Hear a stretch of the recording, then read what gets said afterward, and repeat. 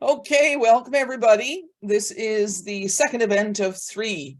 And today we're in the United Kingdom being joined by Tanith McCulloch. And this particular event is being broadcast in time zones that are comfortable for the UK, Europe, and Western Asia. So welcome everybody. I have a tendency of saying good morning because I'm in Eastern Canada at 9 o'clock in the morning.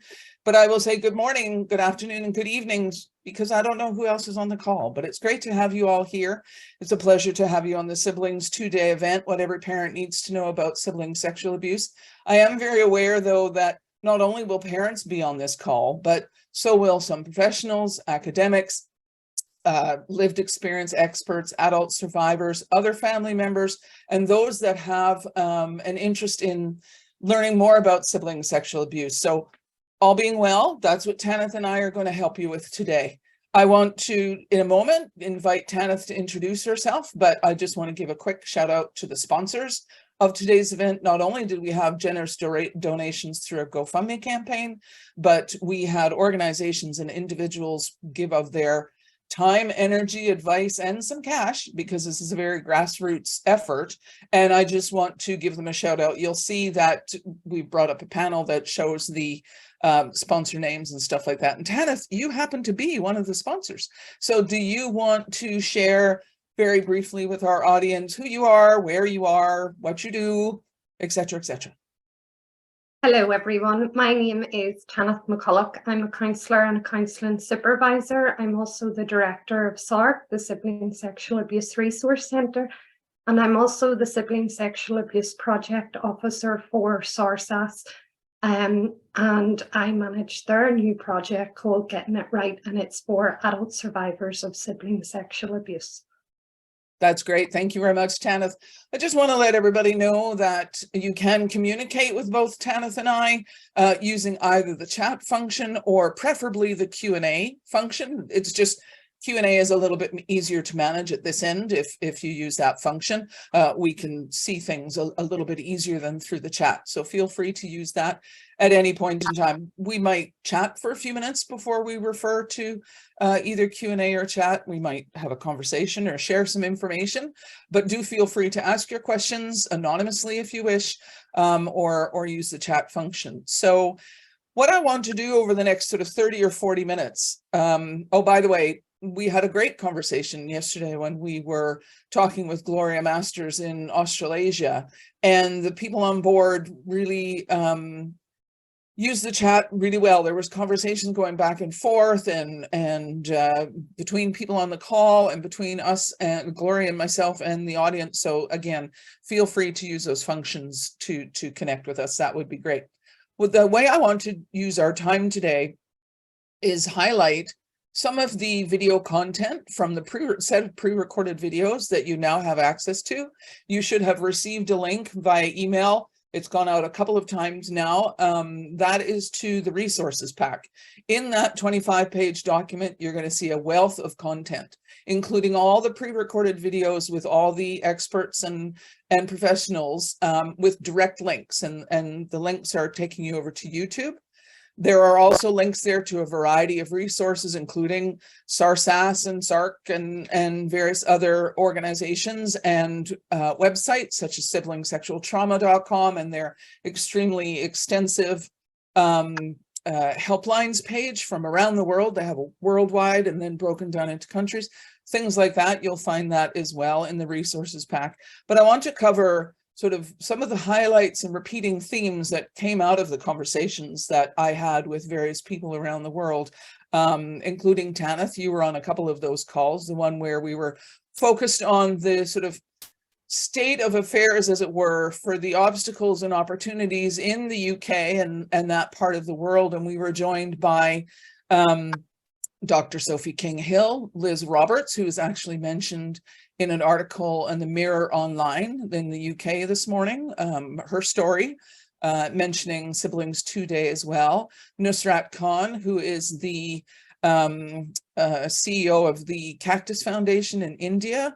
We were on that call together and we had a great conversation about things that are going on in the UK and some of the work that, for example, SARSAS has done in research and things like that. So and you were also on a call along with Stuart Allardyce, Jenny Coleman, and Georgia Naldret from Stop It Now, which is a large international foundation all about child safety and preventing child sexual abuse. And that was a great conversation as well. So those are sort of two of the videos that people have access to. So I guess I'm just going to ask you now, Tanith, instead of later in the call. In the conversations that you were a part of, and I know you and I have had all sorts of conversations and outside of the Siblings 2-day event recordings and stuff, what stood out for you from the conversations that you had as part of the Siblings 2-day event? What information, what ideas, what stood out for you? Well, it'll be very hard to narrow down because there's so much rich content in there. But I suppose for me, it is amazing to see how many organisations are coming on board and how the stigma is starting to minimise. Normalising the conversation will mean those that are experiencing it can seek help and support. And that's one thing that I really got for the call, that professionals are understanding the double dilemma for parents, you know, and recognising the barriers to disclosure and coming forward. But now they will get the help and support and the understanding and the non-judgmental approach and working as a family, as a whole family. You know, Sophie Kinghill's mapping tool will be an invaluable asset to practitioners, you know, even police, social services. It's thankfully another thing that stood out was the restorative aspect and coming away from the fear of the criminal justice aspect. All the resources are invaluable, but being a part of that community and working with other professionals to see the awareness going. You keep saying the genie will not go back in the bottle, and it certainly will not, Nancy. Yeah. You know, people now know where to turn to, and especially this day, they have the resources, they know where to go, they know who to seek for help and support. And it is something that families can get through. But if we minimize the silence, then healing is possible. Mm-hmm. And you brought up a couple of good points. Before I go on, though, could you explain what you mean by double dilemma? So, well, I suppose it's very difficult for parents to understand or accept that one child they love can cause significant harm to another child. And they're caught in between managing the nuances, how to navigate the different needs for both children and every emotion that comes with it. So a lot of parents are stuck feeling that how can they maybe have feelings of anger toward a child that they love for causing this harm. The fear, the worry, you know, what does this mean for my child who has caused harm? One of the myths, thankfully, again, from the likes of this, the fear is my child a pedophile. And thankfully, with this recognition and the understanding, they're recognizing, okay, it's about the child's viewpoint. These aren't adults. So parents find it very difficult. And then how to support the child who's been harmed. You know, every child is completely different and their experiences will differ. So many children may still have a loving, close relationship with that sibling or not want them to be removed from the home. Other children then may have the other side of the coin and never want to speak to the child. So how can a parent navigate this and support both children, work with professionals and manage their own?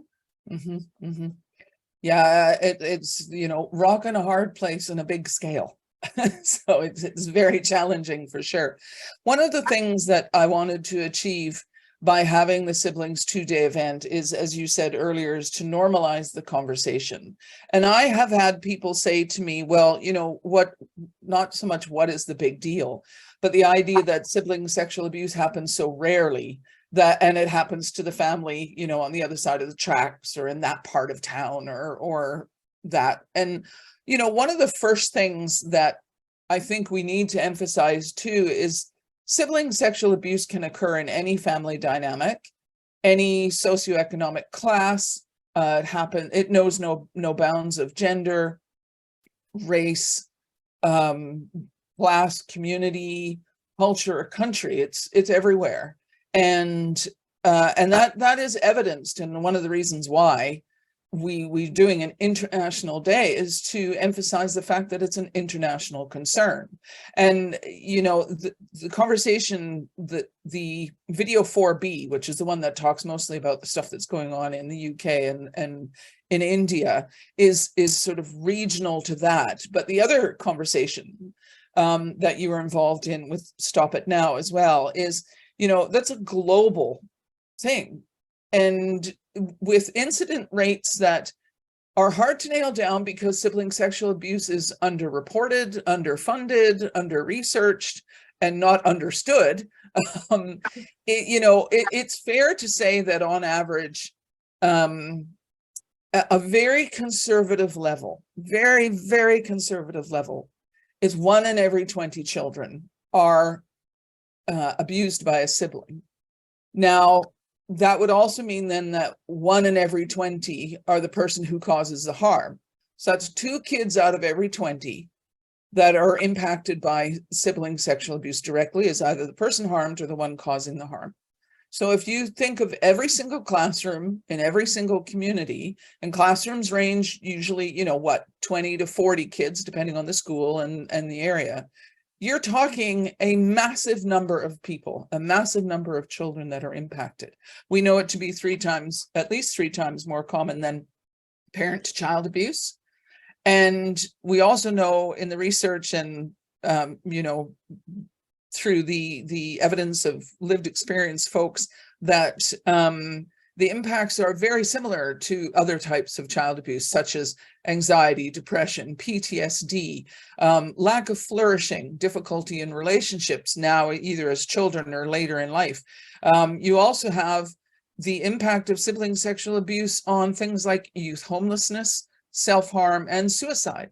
So it's reasonable to say that sibling sexual abuse kills. If it doesn't kill an individual, it kills family relationships, it kills, hope for the future and one's own state of mind. And you and I both know that sibling sexual abuse is rarely reported when it's happening. That's rare. And usually disclosure occurs in adulthood of most kinds of child abuse, but it's in adulthood that people will report. So the numbers are all over the place. That's why I say, 2 in every 20 or 1 in every 10, whichever way you want to look at it, is a hugely conservative number. And until we normalize the conversation of sibling sexual abuse, not only within the family unit itself, with parents understanding how to talk about it and what it is, but also in society, until we do that, all the things that we hope for, such as perhaps additional funding for more resources and more training for the professionals, maybe some change in legislation, maybe the inclusion of sibling sexual abuse as part of sex education in schools. None of that's going to happen until society is willing to have this conversation. So for everybody who participated in the awareness day and contributed to it and informed it, and for everybody listening to this particular conversation now and the other 2 that we're having, it's we who have that responsibility to keep talking about it. So that's the purpose of the resources pack and all of these videos, is not only to inform parents specifically about, what is this thing, sibling sexual abuse, the realities and the facts that we know that it is so common and so prevalent that it will in one form or another touch every family, meaning it might not happen in your family, but I can guarantee you it has or is happening in a family close to you. So informing parents of these sorts of facts, giving some information about how to prevent sibling sexual abuse, signs to watch for, and then how as a parent to manage disclosure and how to not freak out and lose your mind. And then where to go. So all the resources and both locally, regionally, and internationally, and online and off resources that people can access. The library is quite extensive, I think, and there's just this amazing, as you say, very rich content, which I'm super pleased is there. But I wanted to touch on a couple of points that people made. One of them is, and you were talking about it a moment ago, but the double dilemma. It's very hard for parents to balance between kids. There are a lot of myths about sibling sexual abuse and the person causing the harm. And you touched on one, that the person causing the harm is not a pedophile, right? This person is not a quote unquote criminal. And it's very important that professionals capture a holistic approach of the child, because quite often we miss that information, what led up to the behavior. And then for some children, they have the dual status. They may have been harmed themselves. Mm-hmm. So it's important to understand the person as a whole and not just the behavior, because that's where we have the ability to intervene, support, and help.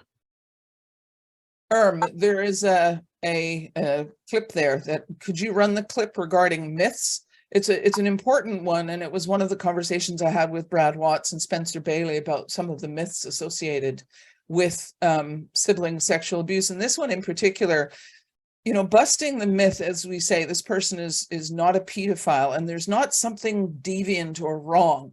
It's brain development and a number of other factors, but it's not. The person that is causing the harm is not the same vision that we have as adults of what a predator or a pedophile looks like. So, could you run that, please? I think one of the things, if we ask the young people what they want after this huge sort of bombshell has gone off in the family, they nearly always say they don't want to sexually harm their sibling, that they want to have healthy consensual relationships with young people of their own age, and they want this to go away. They feel very bad about it. They might not be able to fully express that, but the last thing they want is for this to be happening in the family, and they want a healthy, safer future. And that's what we'll really focus on and work on in the interventions and therapeutic support we provide.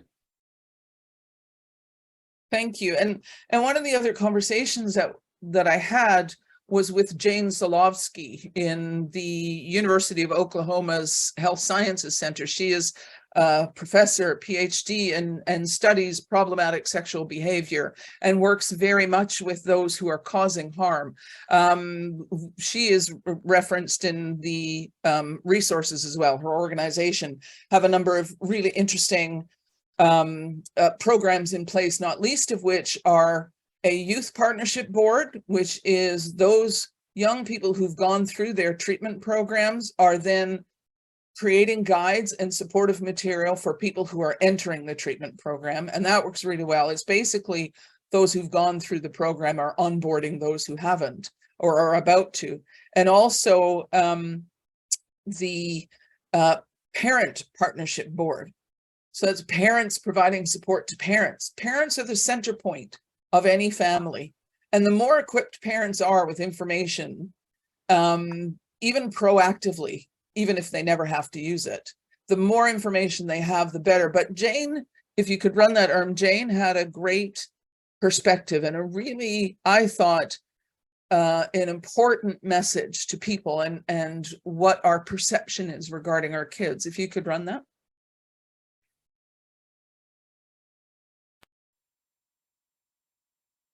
It's a very important point, Nancy, is to think about how we perceive children, and that impacts our response. And definitely a perception that's out there is that children wouldn't do these kinds of intentional harmful behaviors that can hinder our then response and fail to get help early when it's really needed. I think what's important to bring up here is that most people are making decisions based on myths when it comes to children with problematic sexual behavior, because we as a nation and as a world have not raised this bar of truly understanding sexual development, how to promote healthy sexual decision making, and what are the reasons why problematic sexual behavior can occur and how to address it. It's a super important point that society as a whole, and I think our communities, whether that community is your family unit or the part of town that you live in or whatever, we don't really understand sexual development in kids. So that's why we end up labeling certain behaviors as adults. We label it as if it's only criminal, as if it's only deviant, as if it's only in some way this person is completely off the wall and should be like taken away and put away. I thought that was a really interesting comment, that society doesn't really kind of know what they're talking about.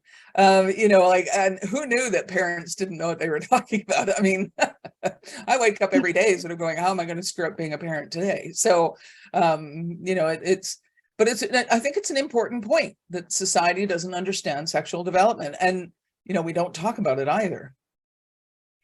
Oh, definitely. And we're looking at it from an adult lens rather than the development of children on their age. And they're learning about it in places that they shouldn't now, and they're learning much younger. And that is a huge problem in the lead up to problematic sexual behaviors, where they're getting the information.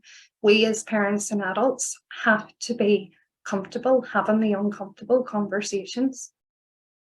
Yeah, and we're not. I mean, in one of the videos, I share a story of having a conversation with my stepdaughter when she was a lot younger, in her early teens, and she had some great questions, and I was just freaking out inside trying to have this conversation, and I was all worried about it. And then, it's the standard thing of, okay, thanks for answering my questions. Can I go now? Like, poof, whatever, and they just went on with their day. I think we need to remember that children, even if we're talking to our children in advance of something. So as we start to talk to them when we're very young, 2, 3, 4, 5 years old, and we're starting to have those conversations, I think we need to remember that children are okay with these kinds of conversations.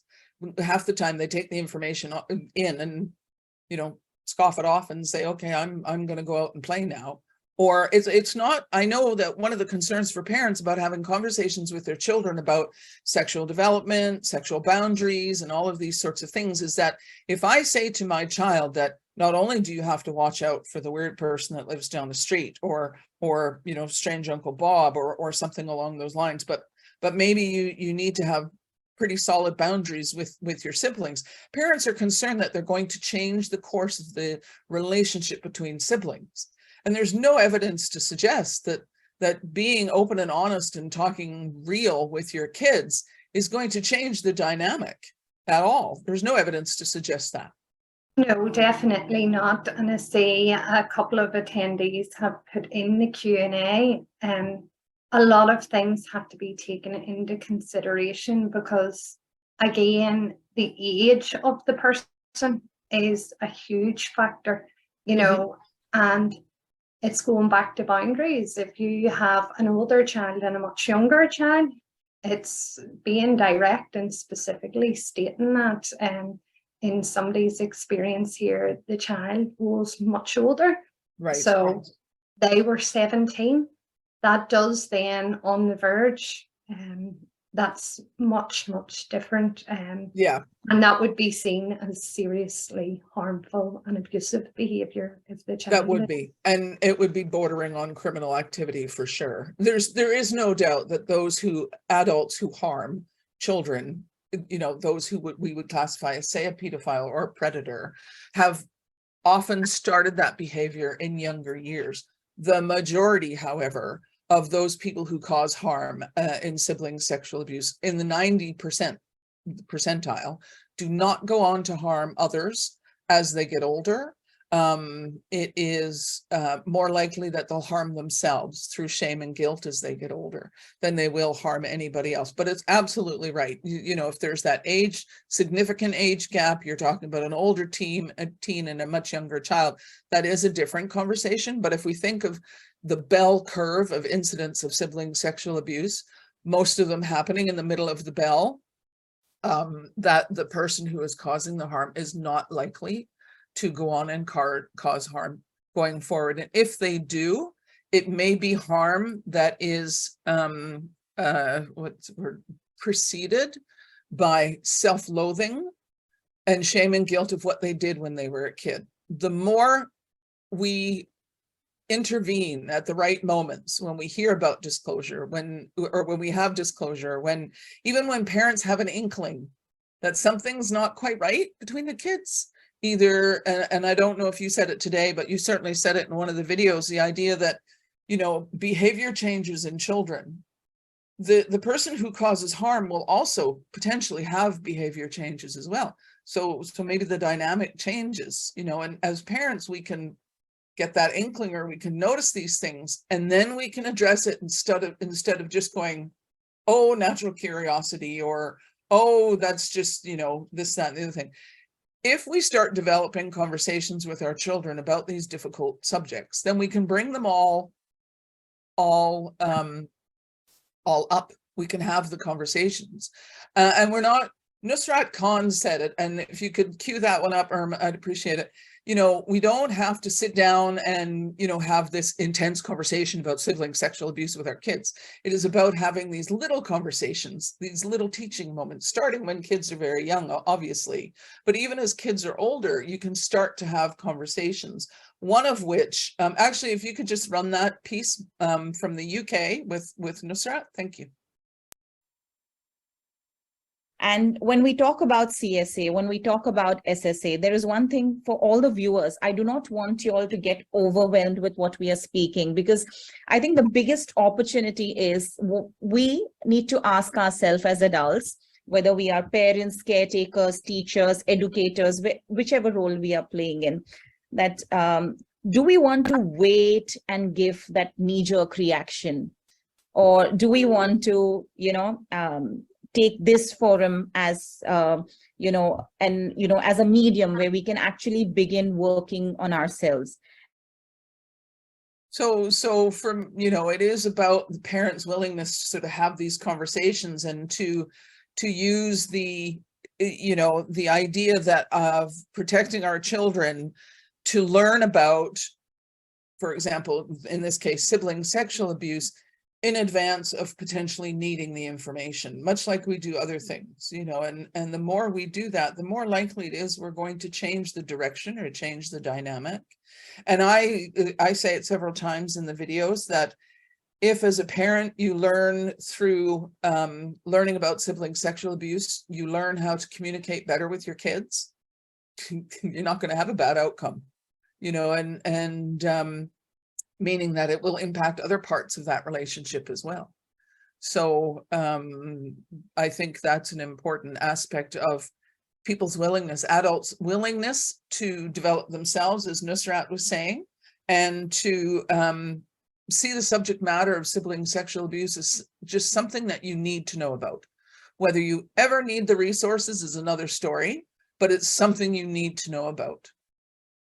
And I think that's where the prevention aspect will come in, because if we have awareness and education surrounding it and recognize, then we can respond to it appropriately and support all those that may be impacted by it and the family as a whole. And I know one thing from this conference is the amount of information and support out there, but if we normalize the conversation, that's what's going to help prevent and recognize signs that it may be problematic or pick up on the inappropriate behavior and then educate. Therefore, it doesn't lead to harmful. Yeah. Just sort of touching on something else before I see there's some questions and comments coming in. Excuse me. One of the conversations that's in video 4A, it was with Russ Pratt and Dale Tolliday in Australia. And in Australia, they have a sort of a different, the professional system has a different, similar but different viewpoint, in as much as sibling sexual abuse is deemed a health issue rather than a criminal issue. Of course, criminology is still in there, but if we approach the subject and from the angle of health issues related to both the person causing harm and the person harmed, so and approach it from that way and have that attitude, what they have found is that parents in particular, but society as a whole, is much more willing to have the conversation if it's thought to be health related. And it can be health not only of the mental health of the person causing the harm, but also the mental health and well-being and physical well-being of the person being harmed. And if we talk about it that way, we're much more likely to approach the systems and services that can support us, even proactively, rather than it just being this right and wrong, this taboo, this evil, deviant thing. It's a health issue. And I like that approach. I think it's got a lot of potential as an international approach. So I did see one of the questions was that, how do I know if my child is one of the 10%?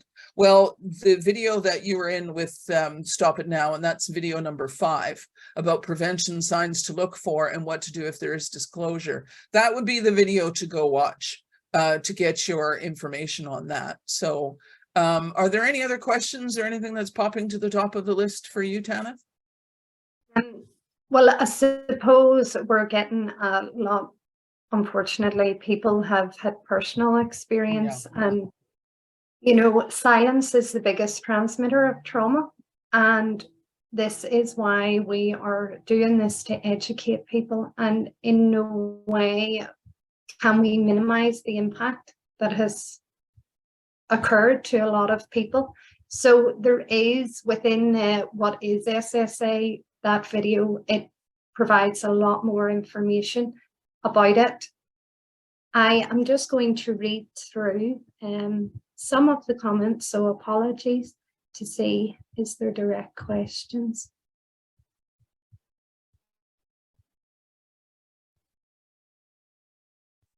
Okay, so Marcella Leonard, if it's the same Marcella that I know specializes in harmful sexual behavior in children, so I'm hoping it's you, Marcella. And she has commented that it's important, it's so important that it is knowing the definition of paedophilia. It's not age-based, but body shape attraction. It's also not appropriate to define a child or adolescent as a paedophile when their sexual orientation, attraction, attention is not fully defined because of the stage of their psychosocial development. Therefore, the assessment of why a sibling has abused a sibling must be holistic to understand the why, the context, what has influenced, what have they been exposed to, what have they experienced before definitive terms are used. And I think that's a very valid point, and that is reiterated throughout the videos as well. So yes, thank you, Marcella.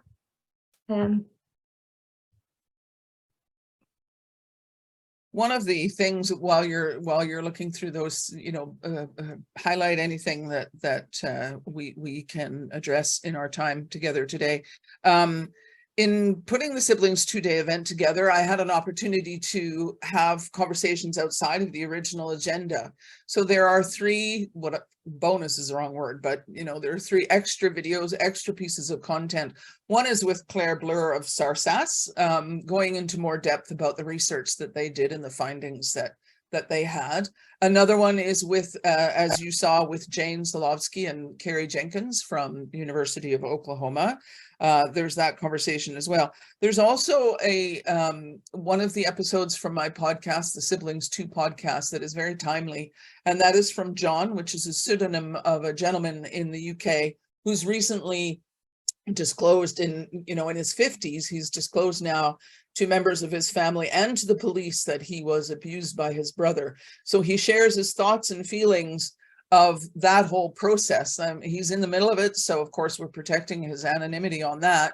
But it's a very interesting conversation about a very immediate and happening now situation for an adult survivor Also, one of the conversations that I had that I was so happy could be organized was with my new group of friends, new being in the last year or so as we've been working on various projects, all adult survivors, including a male survivor, which is difficult to find. Men have difficulty talking about this subject as survivors for sure. So, so that conversation is a message from adult survivors on their life experiences in a way that parents can hear it. Parents of any age can hear it, you know, from their experience. And I am a big believer that when you want to know, you know, how something feels or what somebody has experienced, then you go to the lived experience people and you ask them.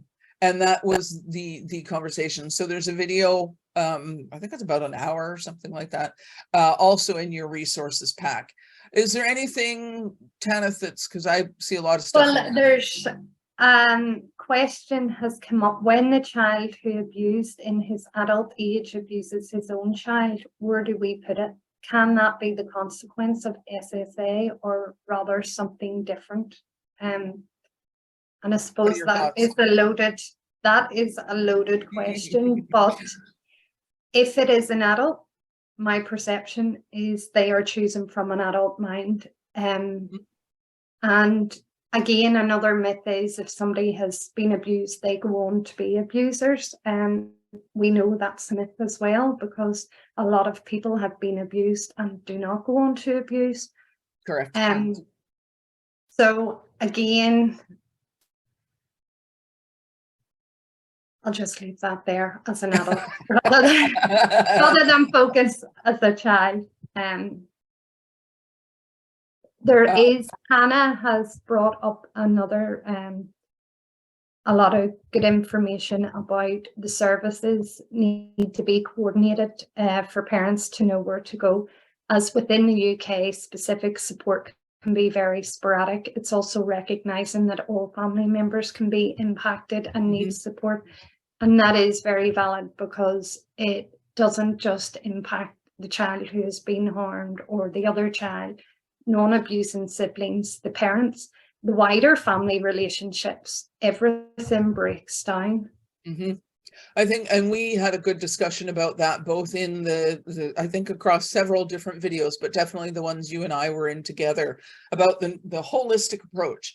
And one of the things I've learned a lot in the last few months of putting this event together is that professionals and academics and those who work in this area internationally are very interested in collaboration and learning best practices from each other, and taking that sort of holistic approach, not only in terms of dealing with the whole family and the extended family, but in the holistic approach of the services that need to be put into place.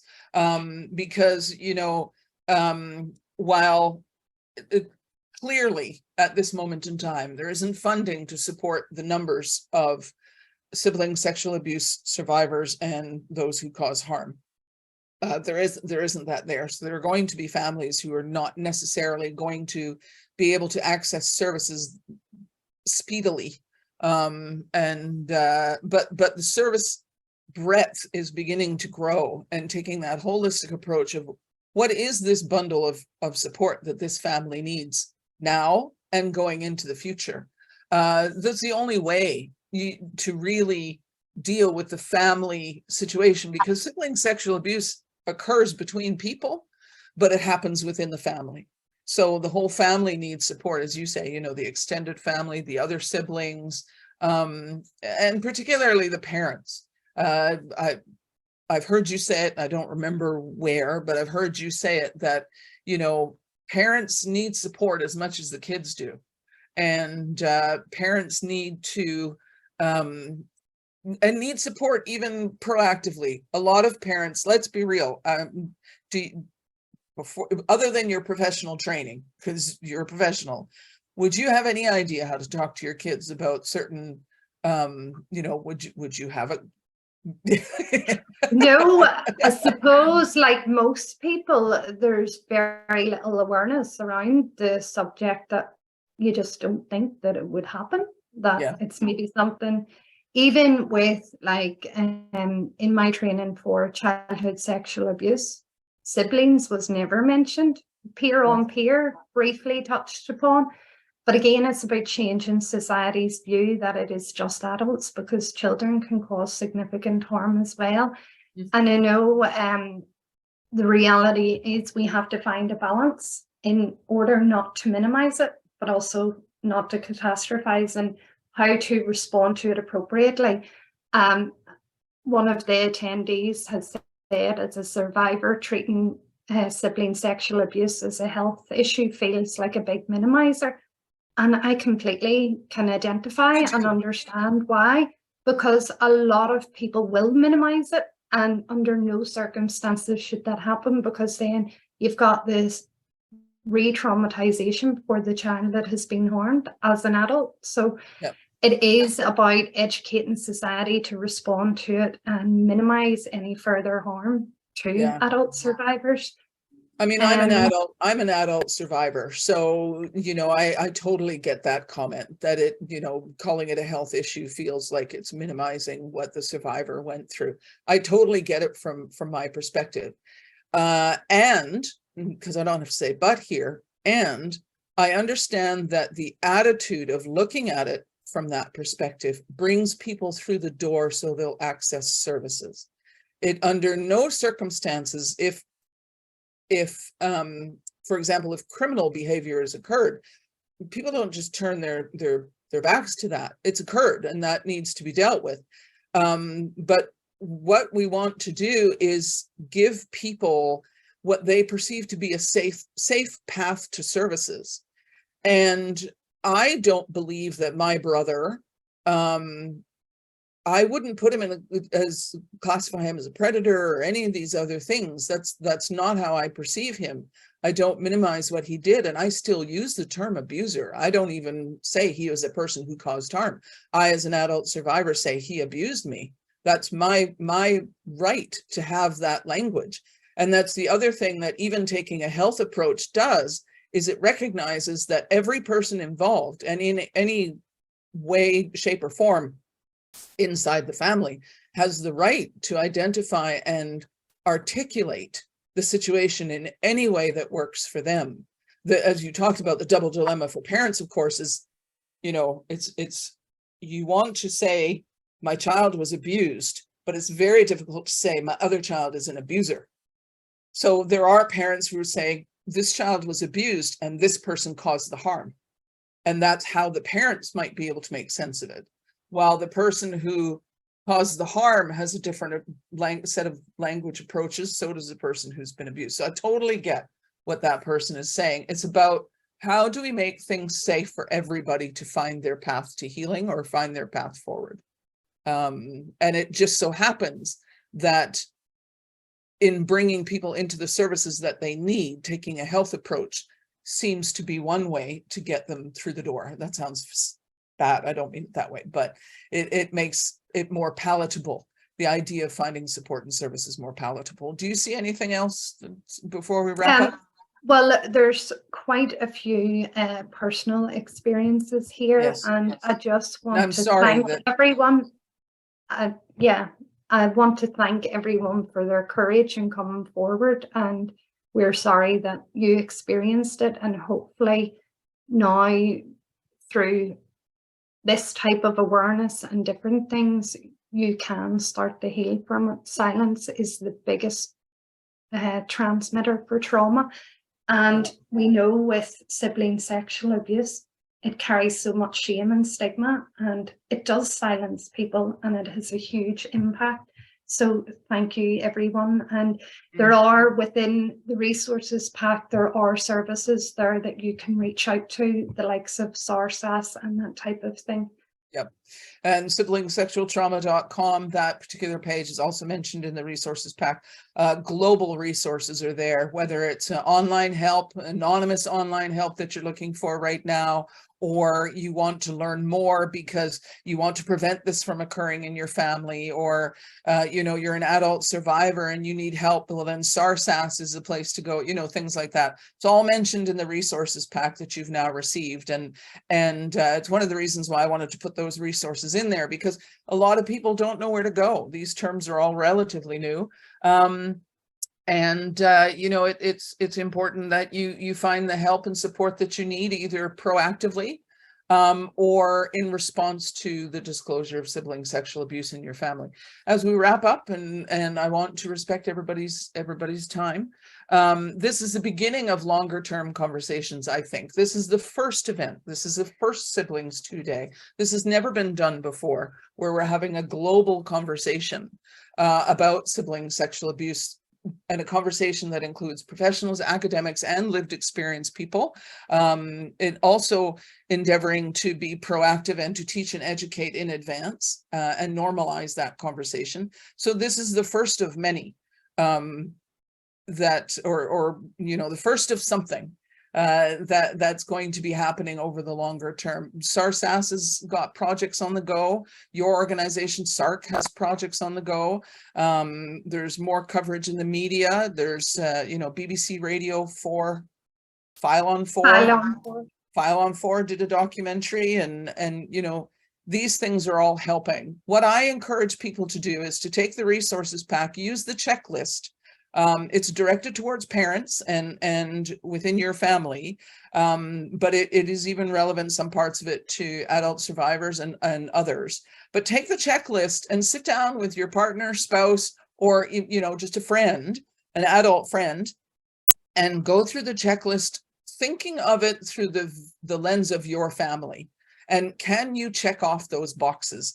If you can, that's great. Doesn't mean that sibling sexual abuse isn't going to happen in your household. It just means that you will be well informed and well equipped, and to either you know, be high on the list of prevention, or to know what to do should it occur. If you're not checking off all the boxes, then use the blank space as your pathway to learn more. In other words, oh, I can't check off that box. What do I need to learn? Where do I need to go? What resources do I need to figure out? That's the purpose of the checklist.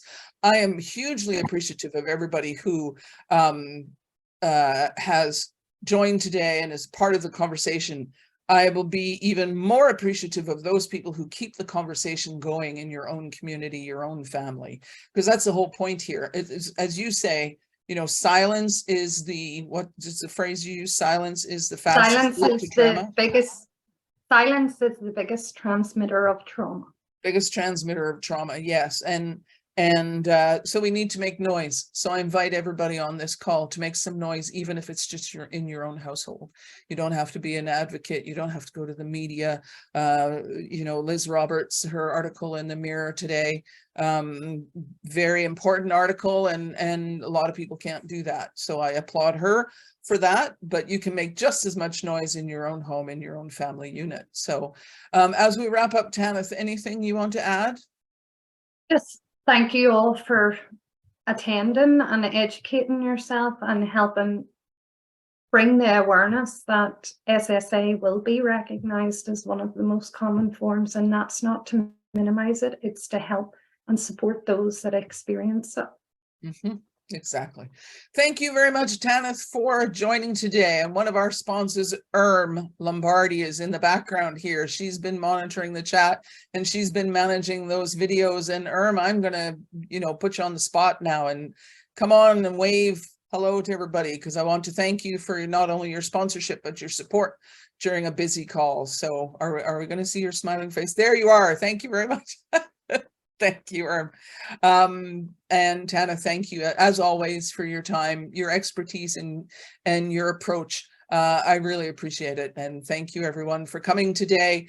Please look through the resources pack. You can get a hold of me at nancy@siblingstooproject.com or siblingstoomailbox.com. And yes, thank you very much for coming today. I appreciate it. Take care, everyone. Bye. Bye.